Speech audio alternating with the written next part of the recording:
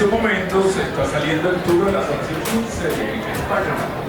Adiós.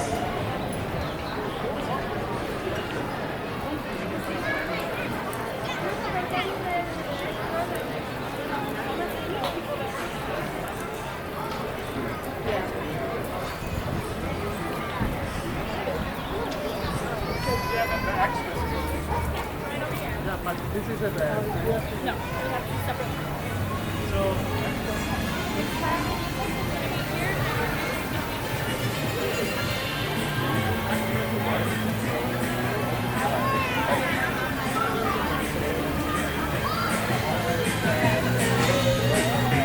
So we may experience some of the themed elements that'll be exciting.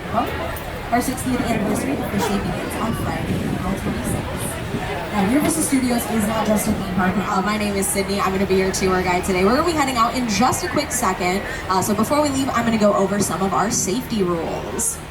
First, if you need guest assistance or you have a medical emergency, if you drop something of value off the side of the tram, or if you have any sound or video issues, reach up and grab the red emergency cord that runs along the center of the ceiling of the tram, and I'll be back to assist you as soon as it's safe to do so. Otherwise, during the entire tour, please remain seated, keeping your arms and legs inside the vehicle at all times. The studio is private property, and if at any time during the tour you drop your phone or you just can't wait to use the restroom, pull the cord and remain seated. Please no smoking of any kind during the tour. Be prepared, our tour today features loud noises, sudden tram movements, fire effects, and many water effects. You'll want to have your cell phones and cameras out for great photo opportunities, but keep an eye on them so they don't get wet. And finally, for your safety and those around you, please do not use selfie sticks while you're on board. All right, my friends, it's time to kick off our 60th anniversary studio tour. To help us, here's our master of ceremonies and the host of The Tonight Show, Jimmy Fallon. Hi, I'm Jimmy Fallon. Welcome aboard the world's famous studio tour. I know what you're thinking. Why the tux? Well, we're celebrating our 60th anniversary. That's right, 60 years of glitz and glamour and our own great white shark. As we celebrate our diamond anniversary today, and pay tribute to Universal's past and take you behind the scenes to discover why this studio tour is world famous. So whether this is your first visit or your 60th, get ready for fun, excitement, and an experience like no other. Thanks, Jimmy. All right, we're going to start this tour off with a little bit of studio tour history. On March 15th, 1915, our founder Carl Laemmle invited the public into the studio to watch silent movies being made. Guests could walk from set to set and marvel at the new technology involved in filmmaking. But with the invention of sound and the need for quiet on the set, the original walking tour ended. In the 1960s, under the leadership of company chairman Lew Wasserman and executives Al Dorskin and Jay Stein, the idea of reviving a tour of the studio returned when the Great Line bus tours originating in Hollywood made a stop at our gates. On July 15, 1964, the first of our red and white candy-striped glamour trams took 67 passengers on a 2-hour driving tour of the Universal lot, and the world-famous studio tour was born. We started with 2 drivers, 2 guides, and 1 ticket seller working out of a trailer on Lankershim Boulevard. From there, the studio tour expanded with fantastic, one-of-a-kind Hollywood elements like the burning house and the avalanche, also known as the Rock Slide, which were in this area of the lot back in the 1970s and 80s. Now this area of our lot is home to Fire Station 51. You'll see it to our right-hand side. This is our real working fire station. It's not a movie set. It's one of the only real things that you're going to see on this tour today. And speaking of our tour today, you're on board our newest version of the tour vehicle, the electric tram, as we continue our commitment to creating a zero-emission studio tour fleet. Electric trams get their power from wireless inductive charging pads, just like the one for your cell phone, only much larger. And like an electric car, we have regenerative braking. Every time we go downhill during this tour, we'll be building a charge. We're no strangers to innovation when it comes to our tour vehicles. We started with the glamour trams in 1964. In 1983, we upgraded to super trams, allowing us to carry more guests and experience more thrills. In 2000, we added onboard video, turning the tram into a movie theater on wheels. Now, Carl Laemmle intended for Universal to be a one-stop shop for the filmmaking process. When it comes to making movies and TV shows, there's 3 phases of production. We have the pre-production phase, which is things like writing, budgeting, and casting. Production is any active filming, and post-production is things like editing and sound and visual effects. Here at Universal, we have the facilities to do all of it. We're now entering our front lot, which is home to most of our sound stages here at Universal. A sound stage is an empty warehouse type building that's almost completely soundproof, and we can construct any type of set that we need to inside our sound stages. We can even make the inside of the buildings look like the outside. Now, this part of our tour is kind of cool because where we are right now is actually directly between the theme park and the studio. Here to our right-hand side is Super Nintendo World, which has been very successful for us. It's based off our biggest movie of last year, the Super Mario Brothers movie. And to our left, you'll see our sound stages. Now, this is our first group of TV sound stages here on our lot. This is where we filmed shows like The Kelly Clarkson Show and Grand Prix starring Nicole Byer. We're currently using these to film Bel Air, which is a dramatic retelling of The Fresh Prince of Bel Air. And speaking of Bel Air, let's hear from a couple of the show's stars, Jabari Banks and Ollie Shaladen. We're leaving the theme park behind and entering the front lot where real Hollywood magic is made. How? Well, inside the sound stages that surrounds us, we can create any kind of environment the script demands. For the past 60 years, studio tour visitors have driven right by these buildings, and inside these walls, the sets from your favorite TV shows and movies have transported audiences anywhere the imagination can take you. Even to a palatial mansion in Bel Air. When we film Bel Air, we love coming out of the sound stages and seeing the trams filled with excited guests as they drive by. So, keep an eye out. You never know who. Or what? We'll see you in the studio tour. Now, here to our left-hand side is Soundstage 14. This is one of our older sound stages here on our lot. Stage 14 was formerly used for some of the biggest sets for some of the biggest films like Jurassic Park, Apollo 13, and John Carpenter's The Thing. In more recent years, it's made the switch to television. It was home to the workplace comedy Superstore for many years, and we're currently using it for Bel Air. Most of the Academy sets are constructed inside Stage 14. And this area of our lot, in terms of studio tour history, was also where guests could visit costume designer Edith Head's office. She inspired the character of Edna Mode in Pixar's The Incredibles movies. This is also where they could take a trip to the Preview Center with video co-host Robert Wagner and get a special effect behind-the-scenes look at movies. Now, NBC has actually been in the television game for over 80 years. These sound stages here to our right-hand side are more of our TV sound stages on our lot. And we started back in 1939. We had our first broadcast at the World's Fair, but we've been going strong ever since, and we've also adapted to the times. Streaming services are the norm nowadays, so Universal is proud to announce that it has its own streaming service. It's called Peacock. You can check out shows like The Office and Parks and Recreation on there. It's also the only place where you can stream Best Picture winner Oppenheimer.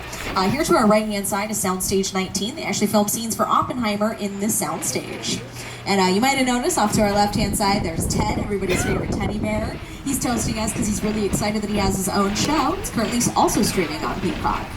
Now, these buildings here to our left-hand side are what we call our production bungalows. These were formerly used as dressing rooms for stars back in the 1950s and 60s, but now they're used as offices for various production companies. I mentioned that there's 3 phases of production when it comes to making movies and TV shows, and most of that pre-production phase takes place here inside the bungalows. Some of the production companies that use our facilities here are Mark Platt Productions. They're currently working on the upcoming film adaptations of Wicked, starring Cynthia Erivo and Ariana Grande.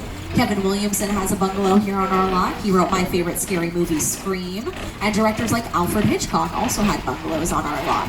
Hitchcock's bungalow still stands to this day. It's currently home to the Dean Laurentiis Company. If I have any horror fans on board, they brought us the story of Hannibal Lecter both to the big and small screen. That bungalow is actually coming up on the left-hand side. You'll see bungalow 5195, and you can still see Alfred Hitchcock's silhouette on the outside of the wall there. I appreciate it so much, John, forever. I'll get back.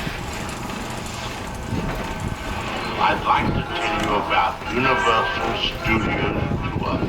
They have sets, stuntmen, action, special effects, We're now leaving stars. entering our back lot. This is known as Colonial Street. You do meet the strangest people on the tour. And you know, as great as our front lot has been, I'm ready to get out of the concrete jungle and take a trip to the actual jungle. So we're gonna go to Skull Island from King Kong. Here to tell us a little bit more about what we're gonna see next is director Peter Jackson. It's the original King Kong that made me want to direct movies. I saw that movie on TV when I was about 8 or 9 years old. I wanted to become a filmmaker. I like films that just take you away from your real life. Sweet, rough adventure. Kong literally does it. I mean, you're on board the ship, you're sailing to a lost island, you're encountering monsters and creatures from, prehistoric times.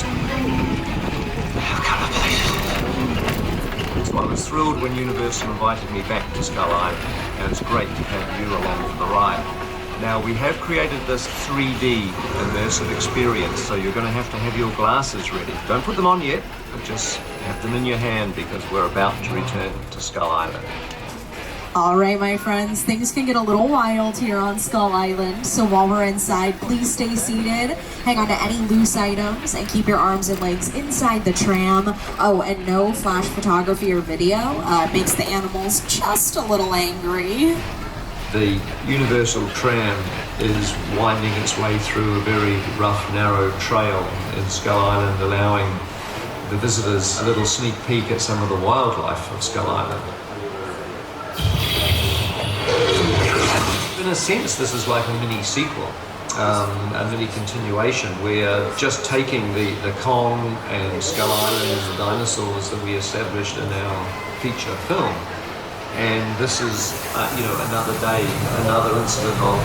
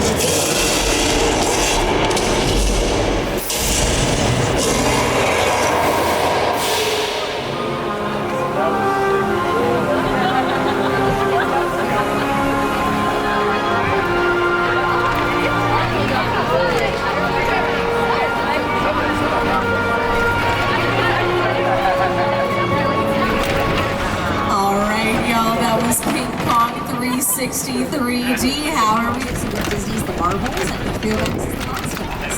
King Kong 360 is projected on screen that are 40 feet tall and 180 feet wide, which makes them about the same size as 16 regular movie screens.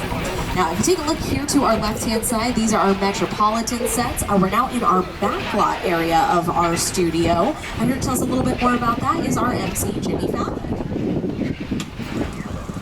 We're about to cross the imaginary boundary onto the back lot, where we have exterior sets for many outdoor scenes. Over the last 60 years, studio tour guests have seen these locations turned into big cities, quiet suburbs, even that guy's hometown.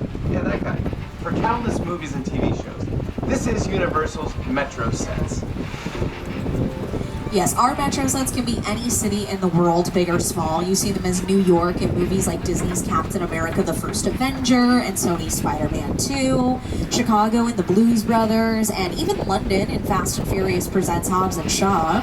Now, you might be looking at this big parking lot here to our left-hand side, and this is actually a really useful area for us while we're filming in our metro sets, because this is a really great spot for us to set up something that we call a base camp for our cast and crew. Base camp will usually consist of things like costuming, hair and makeup, catering and craft services, and sometimes even the trailers where the stars like to take their breaks. Now, coming up on the right-hand side of our tram, you're going to see something really cool that we don't get to see too often from our trams. This incredible mural was done by street artist Tristan Eaton. It's paying homage to our classic movie monsters here at Universal. My favorite section of this mural is the Creature from the Black Lagoon section. That's my favorite of our monster movies here, and it's actually celebrating its 70th anniversary with us this year. Also coming up on the right-hand side of our tram, you'll see this little round structure. This is actually a water tank that we can use for filming.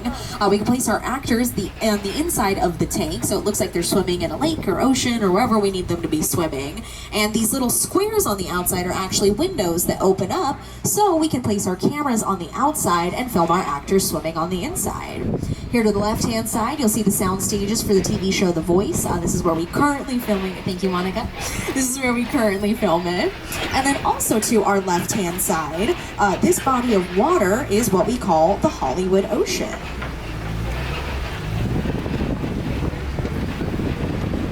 Now, here in 1974, we added the parting of the Red Sea to the studio tour, inspired by the classic film The Ten Commandments, which was a Paramount picture. The star of the movie, Charlton Heston, made an appearance to part the waters for our guests. The glamour tram seemed to drive right through the lake and give everyone on board a sea-level view.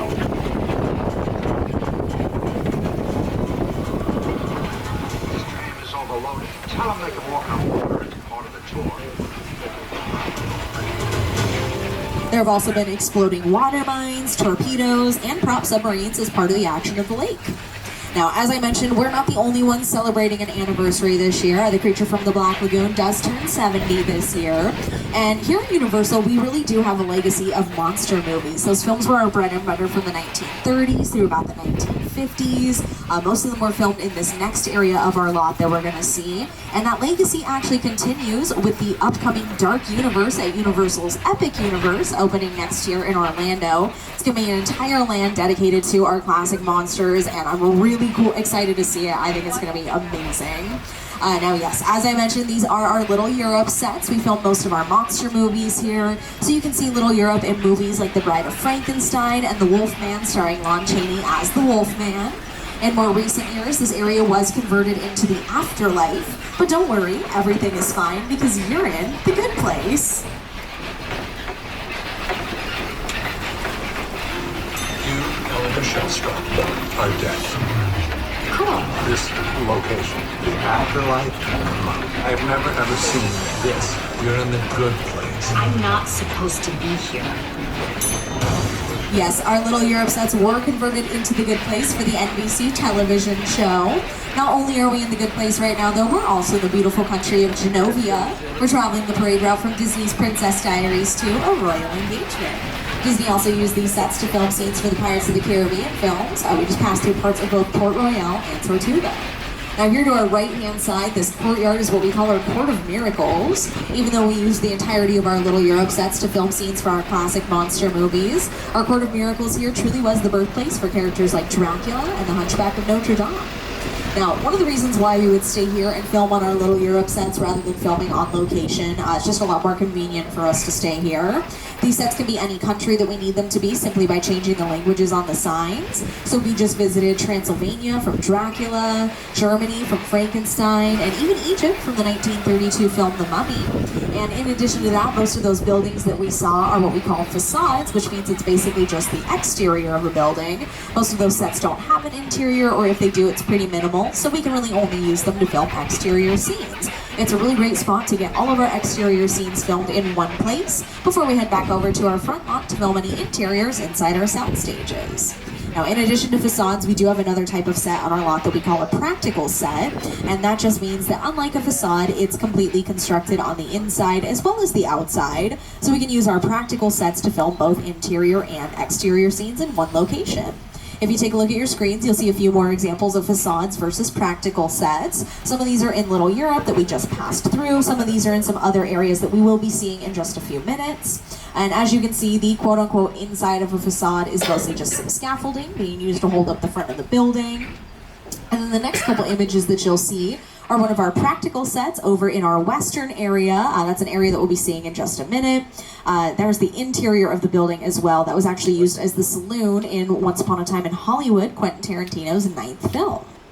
Now, this area that we're on right now is what we call Denver Street. This was originally built as an extension of those old West sets. Basically, all that's left of the original Denver Street are these facades here to our right-hand side. But you know, we've been talking about buildings for a little while now, and it's an absolutely gorgeous day today. So to make it up to you, we're going to do something really fun. We're going to take a nice, relaxing trip to the beautiful seaside town of Amity together. Amity means friendship. Isn't that cute? No, listen, I know what you're thinking. Wait a minute, Sid, isn't Amity the town with the shark problem? It is. It is. But don't worry, they caught him. He's over there, hanging out, smiling, I guess. Just to be safe though, we do have a diver in the water today. His name is George. He's just gonna be swimming around out there, you know, making sure everything's okay.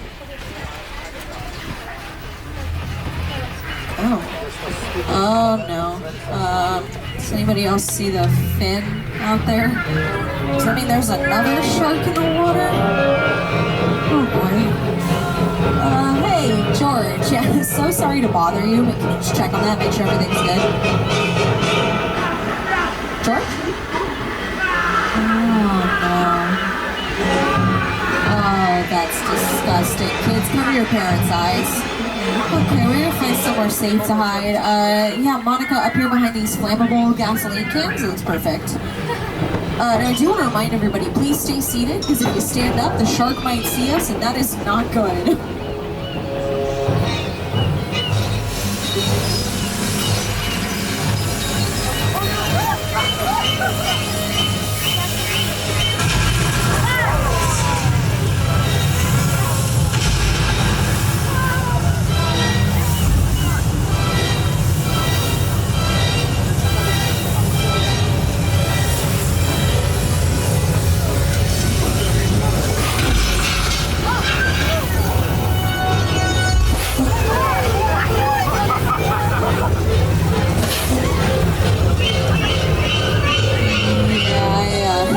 We're gonna need a bigger tram. And on that note, we're gonna head into another classic attraction here on our back lot. Here to tell you a little bit more about it is today's show co-host and weather anchor, Al Roker. And self-action. Did you know the Metro? Time for my favorite part of the tour, weather. When it comes to film and TV, it is truly a special effect. In fact, to demonstrate how weather effects are created, we debuted our first major attraction here on the studio tour way back in 1968.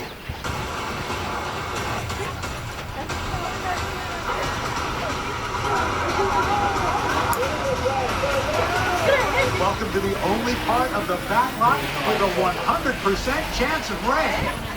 The flash flood. Yes, we are headed into our old Mexico sets. These are some of our oldest sets here on our lot. In the past, we have had some flood issues in this area, but I actually have a friend, his name happens to be Flash, and he works in the weather department at the studio. He really does love to hang out here and do fun little weather demonstrations for the tramp, so today he's going to do a thunderstorm effect for us. Now, he has assured me that he fixed the problems. There will not be any flooding today. It's just going to be a nice, relaxing little weather demonstration. Now, if you take a look up in the trees and on top of the buildings, you might be able to see the sprinklers where that rain is coming from. If you can see them, know that they're kind of sending the water up into the air a little bit versus down to the ground directly. That just allows it to fall a little bit more naturally. It looks more realistic on camera that way. And if you ever try to take a picture or a video of the rain, you might notice that you can't always see it. That's due entirely to the lighting. If you want to see it on camera, you have to light it from behind. Okay, Flash, that should be good. You probably want to turn it off now because we don't need any incidents again. Oh no. Oh, look out, Flash Flood!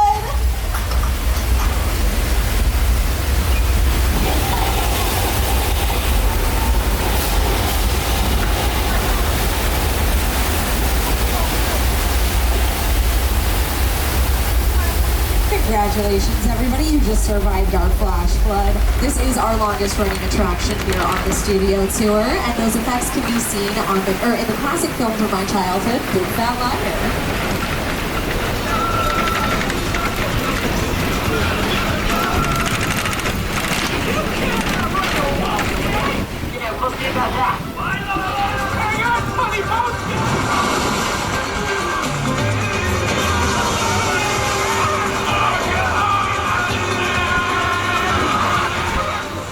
And as we head out of Old Mexico, we're now headed into the Old West. These are our 6-point sets that I was talking about. This is where we filmed some of the biggest classic westerns with stars like Jimmy Stewart and Clint Eastwood.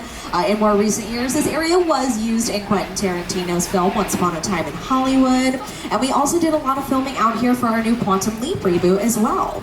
Now, since that is a time travel show, while they were here filming, they had this area dressed up to look just like the Old West. One of the easiest ways that we can do that with these sets is just by bringing in tons and tons of dirt and laying it out on the streets. That makes this area look a little bit more authentic and a little bit less like a road that trams travel on every day.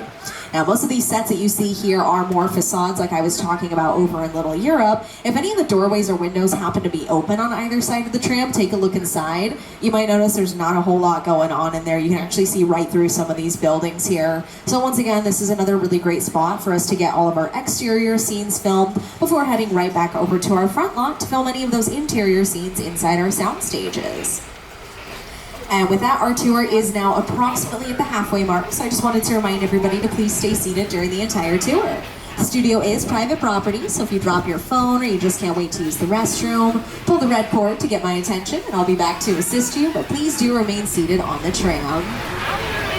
And once again, here to our left, you'll see our Hollywood Ocean again. Across the way where those satellite dishes are, that's where our Parting of the Red Sea attraction used to be.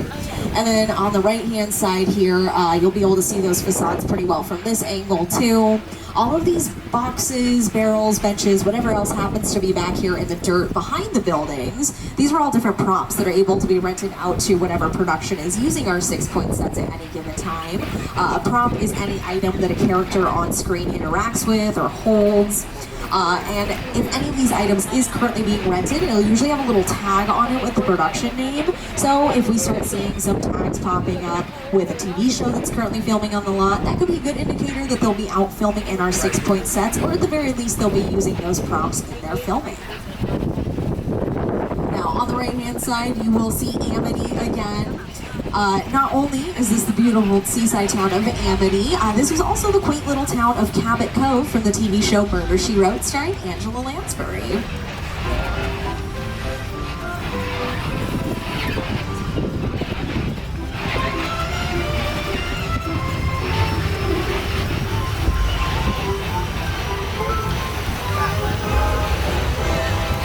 And with that, we're now entering our residential area of our back lot. This neighborhood here to our left-hand side is what we call Elm Street. Don't worry, no nightmares there. The mustard-colored house at the end of the street was used as Lou Radley's house in To Kill a Mockingbird. And this white house here to our right-hand side is our chicken ranch. Thank you, Monica. For those of you not in car one, Monica just did the best chicken impression I've ever heard. The chicken ranch was built for the Dolly Parton film Best Little Whorehouse in Texas. It's another one of our practical sets here on our lot. It was originally built to open up in the middle like a dollhouse for a big musical number, so that shows you just how large our sound stages really are on the inside, because it was built inside one of our sound stages. Now, this next part of our lot is one of my favorite spots here on our back lot. This is another one of our residential streets called Colonial Street. Colonial Street is a little bit better known as Wisteria Lane from Desperate Housewives. The purple house on the left was used in the TV show The Munsters. And the yellow house next to it with the green trim is the main character Davy's house from the Netflix sitcom Never Have I Ever. Now, most of the houses that you see here on Colonial Street are what we call semi-practical sets, and that just means that they might have 1 or 2 rooms constructed on the inside, so we can use them for a little bit of filming on the interior, but for the most part they are facades, so we do have to construct a majority of these interior sets inside our sound stages. We do have one fully practical house here on Colonial Street. It's the very last house on the right-hand side of the tram at the end of the cul-de-sac. It's got a big staircase on the front. This house was used for a TV show called Abby's. It was about a backyard bar. Not only is this house fully practical, but they also held a live studio audience in there while they filmed. Some of the more recent projects to film here on Colonial Street. There was a Verizon Wireless commercial that aired during the Super Bowl starring Beyonce and Tony Hale. They filmed scenes for that here on Colonial Street. Last year, Amazon Prime released a holiday film called Candy Cane Lane starring Eddie Murphy. They did a lot of filming for that here on Colonial Street as well. All of these homes were decorated in Christmas lights and decorations. It was really fun for us to see driving by when they were filming. And then they also did a lot of filming out here for the new Ted TV show as well. Off to the left-hand side, there's 2 blue houses. The second one, it's got the garage door open. It's a little bit lighter in color. That was actually used as the main house in Ted. Some of my other favorite projects that have filmed here on Colonial Street. The 1970s Hardy Boys TV show did a lot of filming out here. Both the Hardy Boys house and Nancy Drew's house were on Colonial Street. The Ace Hardware house from the Ace Hardware commercials is on the street. And then also, Smash Mouth filmed their All-Star music video out there. Now, as we leave Colonial Street behind, we're heading out to what we call Wilderness Road. And coming up on the left-hand side of our tram, you might notice some very familiar signs. These are replicas of the Lion Estate signs from the Back to the Future films. These were constructed for the film's 30th anniversary a couple years ago. And you might remember that Lion Estates is the neighborhood where Marty and his family live, and when he goes back in time, his neighborhood hasn't been built yet, so he's kind of in the middle of nowhere. That's what makes me think that those signs being there is a really nice bridge between the suburbia of Colonial Street and where we are now, Wilderness Road, because we kind of like to think of this area as being the middle of nowhere. If we need to film a scene where our characters are hiking or camping somewhere, this is a really great spot to do it because it looks enough like the great outdoors, but it maintains the amenities of our film studio like food and bathrooms. The Netflix film Bird Box, starring Sandra Bullock, used the woods here off Wilderness Road to film scenes for a makeshift campsite. And the TV show 911 on Fox with Angela Bassett used Wilderness Road to film a limousine crash scene. Not only did we bring in a picture car, which is any vehicle that appears on screen, we also set up a weather crew to make it look like it was filmed on a rainy night out here. Now, even though we call this area Wilderness Road, the actual name of the street that we're on right now is Steven Spielberg Drive. We named it that because we've had the pleasure of working with Spielberg on many of his films throughout the years, including his very first film called Duel. And Spielberg actually has a surprise cameo in that movie. There's a scene in the film where the main character runs into a phone booth, and if you take a look at the glass on the phone booth, you can see Steven Spielberg's reflection standing there. We also worked on Spielberg's most recent film with him, The Fabelmans, that was up for several Academy Awards last year. And this next area of our lot that we're heading into has actually been the site of 2 different Steven Spielberg films that have filmed here. This was the former location of Site B in Jurassic Park 3. And as you might be able to see currently, this is the crash site from Steven Spielberg's 2005 film War of the Worlds.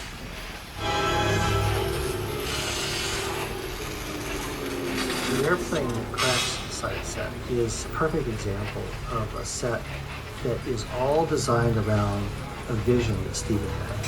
When we first began to sit down to talk about War of the Worlds, I thought, what if the 747 goes down right in a big neighborhood? Because it's just something you don't see. You're doing good. You're doing good. Keep your eyes on me. Listen, come on, listen. I want you to close your eyes, okay? Now I'm closed.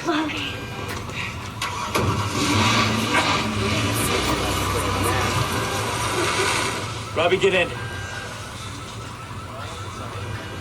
Get in.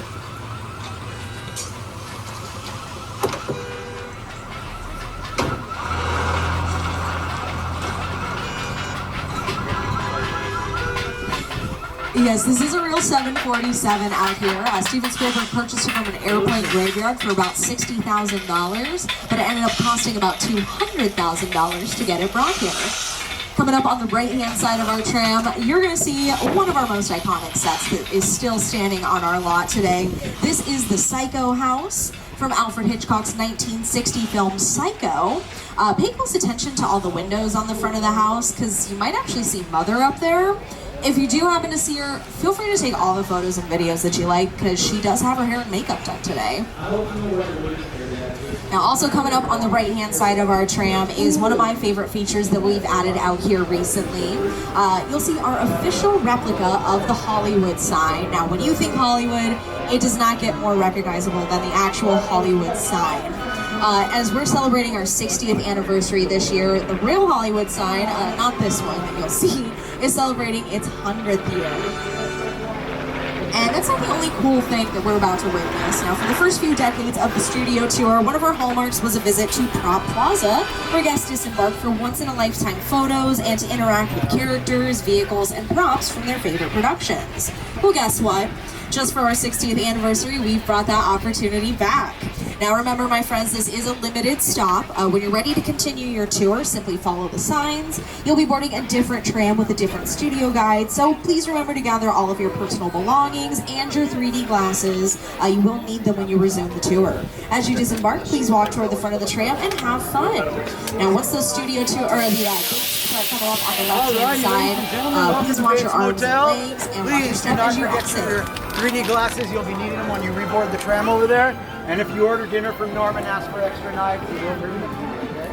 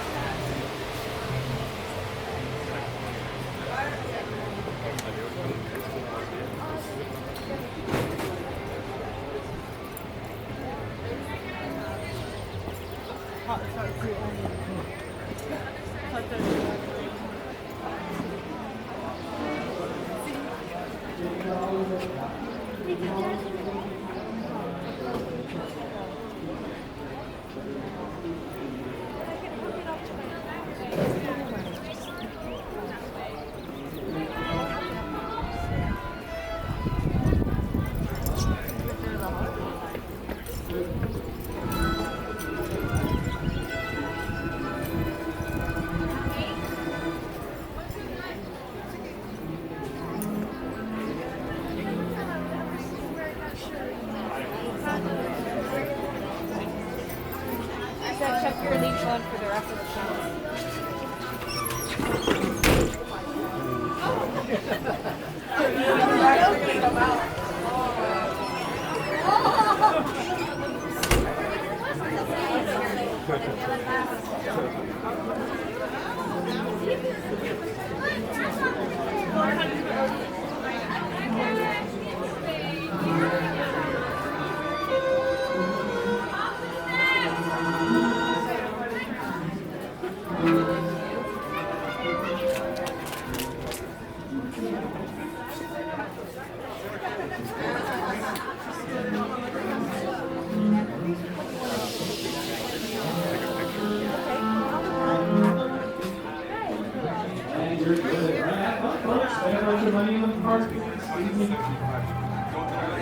Final popping bucket.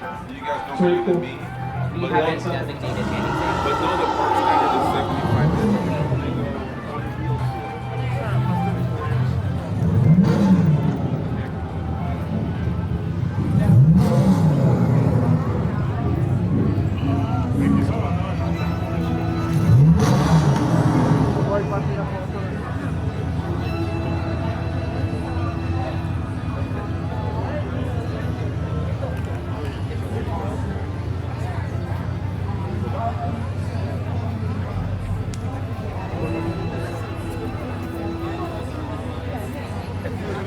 Qua puoi fare le foto di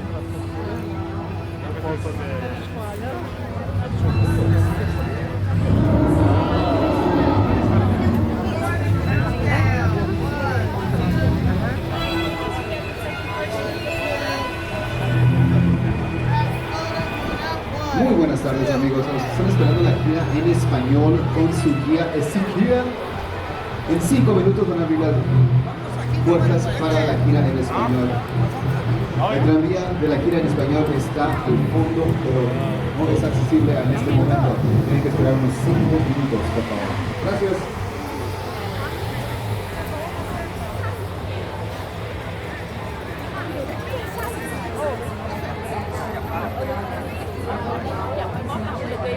Yes, friends, we do have some space here. Car number 4 does have some space here. The final act of your 60th anniversary studio tour.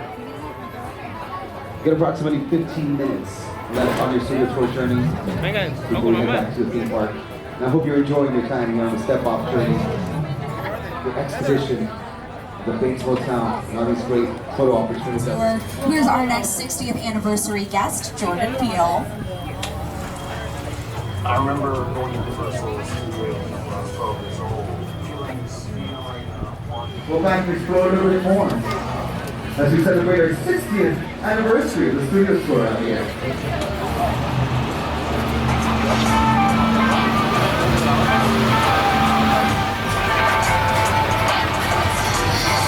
Now, folks, I'm going to throw it on over to another guest star of our 60th anniversary studio tour.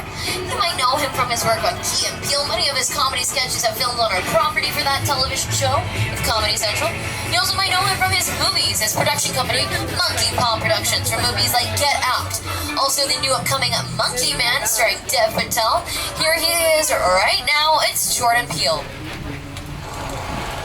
I remember going to Universal Studios when I was 12 years old, feeling this feeling of wonder. You know, one of my first trips to Universal Studios, seeing the Jaws ride, one of my favorite movies of all time. Just feeling like, that's him, that's the Jaws. Like, I don't even know if there's the Jaws. I hope it is.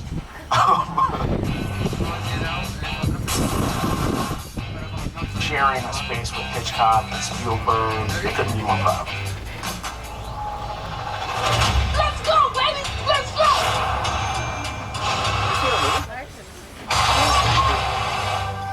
Let's go indeed. Our next stop on the studio tour will be a visit to one of Jordan Peele's movie sets itself. It is our Nope set of Jupiter's Claim. Now, it is actually one of the newest additions to the studio tour. Originally opened in 2022 on the first day the movie was released, which is the first time we've been ever able to do that for a movie or a television show or one of our movie studio sets here. Typically, it's a couple days later, but with Jordan Peele, we were able to coordinate with production and had it open the first day the movie was released. So before we head on back to our theme park, let's swing on by to the original Nope set of Jupiter's Claim, production designed by Ruth DeYoung, who you also might know from her work on Oppenheimer and Us, another one of Jordan Peele's films. So welcome to Jupiter's Claim. Movie magic only happens when a team of collaborators, often in the hundreds, work together to take an impossible notion and bring it to life. This is Jupiter's Claim, a nostalgic, small-time Southern California amusement park owned by former child star Ricky Juke Park.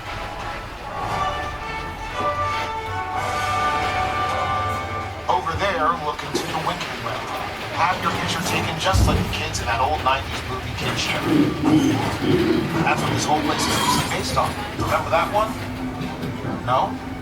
What? A little further down, you can see the brand new Star Lasso experience. Built to showcase an unbelievable new live show. I'm looking so live. Anyway, behind this Hollywood fantasy of an old rush frontier town lies a sinister secret. It is smack dab in the center. Welcome to the world of Nope.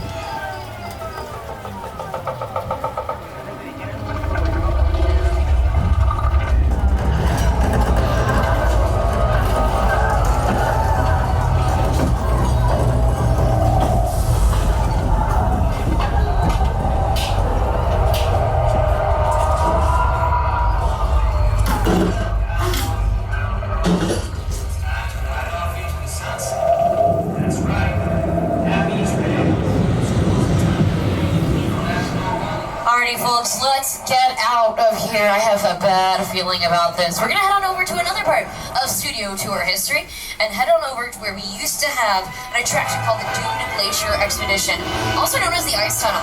As featured in an episode of The $6 Million Man, starring Lee Majors with Andre the Giant as Bigfoot, the tour would climb an imaginary elevation of 12,000 feet, and all the way back to the theme park was the only way through the ice tunnel, where the slightest sound could always trigger an avalanche, and it always did, causing the walls and spinning guests to tilt along with the Hollywood special effects. From one of our oldest attractions to one of our newest from the 2017 area. Now, cool we have here, folks, is going to be our Fast and Furious Superstars. In fact, though, to honor the ice tunnel, we do have one of the original turbines from it coming up on your left-hand side under a kind of ladder. You're going to see a yellow thing. That, in fact, is our turbine from the ice tunnel. In the meantime, though, while we're here, a quick reminder of our safety rules, because things might get a little too fast for us. Just a reminder to remain seated during the entire tour. Hold emergency cord if you need any assistance. I've just been informed that we are currently being chased by an international criminal named Owen Shaw. Someone on this tram has witnessed a crime perpetrated by him. So we're going to lay low here in Sullivan's Garage, where we have some friends here at the studio tour who can help us out. And here's two of them. Right now, it's Roman and Letty. My name is Roman Pierce. Pleased to meet you. My buddy Hobbs asked us to stash you with Sean for a while. Brought you in our secret spot. Alright, look guys, we're gonna keep Shaw from finding you. But to keep you safe, we need your help. We don't want the syndicate tracking us here. So put away your cameras and turn off your cell phones. One flash or one ringtone can give us away. I need y'all to take this real serious. Okay, pull into the next bay. Alrighty, folks. In just a moment, we're going to be pulling into the next bay, but I hear there's a bit of a party going on in there, and we need to make sure we're hiding and blending our witnesses so no one catches them. We're going to do here a little bit of a pregame to get us started.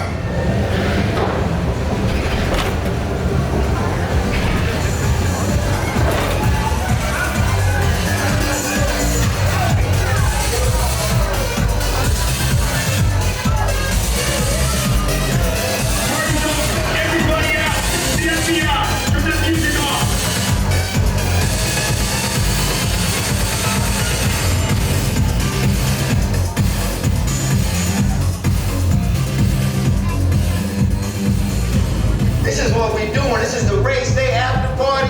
And where the other? Roman Pierce, FBI, don't move.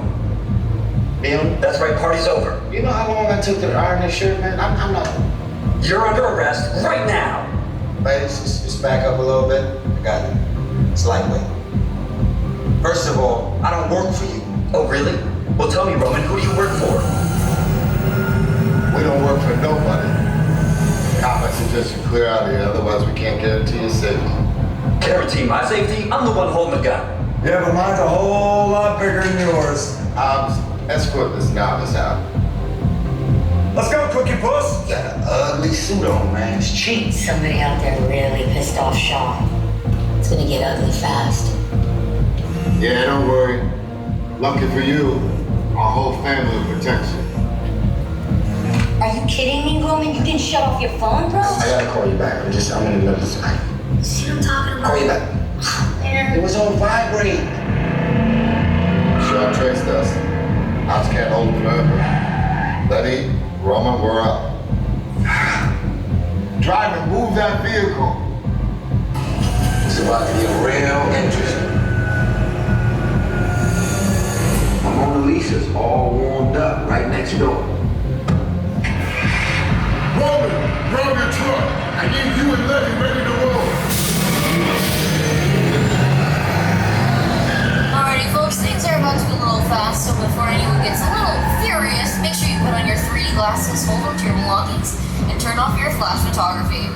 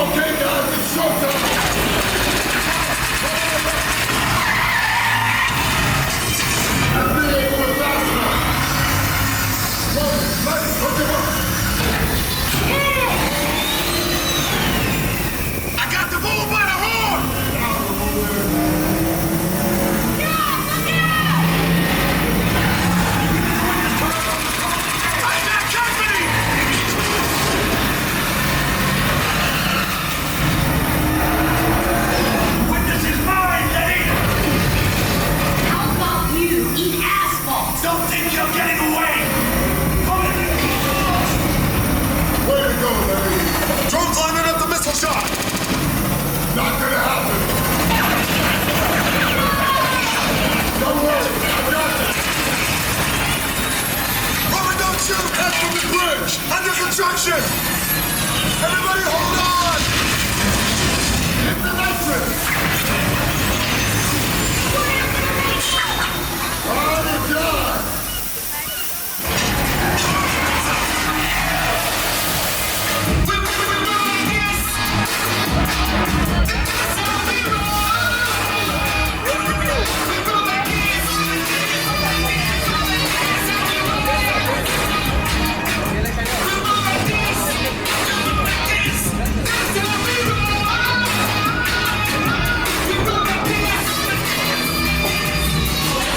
Unfortunately, we will be soon reaching the end of our tour, so we're going to throw it on over to Jimmy Fallon one more time.